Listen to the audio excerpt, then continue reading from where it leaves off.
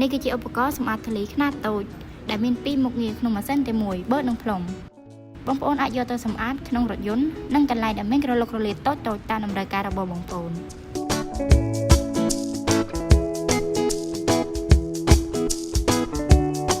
ចំពោះការដំឡើងគឺមានភាពងាយស្រួលមែនទែនដោយដែលបងប្អូនបានឃើញជាក់ស្ដែង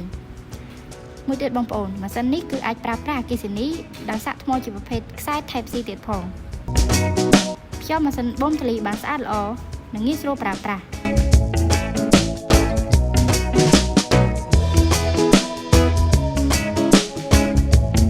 ហើយនេះគឺជាធូលីដែលបានបូមដោយដែលបងប្អូនបានឃើញក្នុងបំពង់ធូលីនេះគឺជាមុខងារទី1ចំណែកមុខងារទី2គឺផ្លុំធូលីភ្ជាប់ផ្លុំចេញបានខ្លាំងហើយអាចយកទៅផ្លុំពេជ្រប៉ោងបានទៀតផង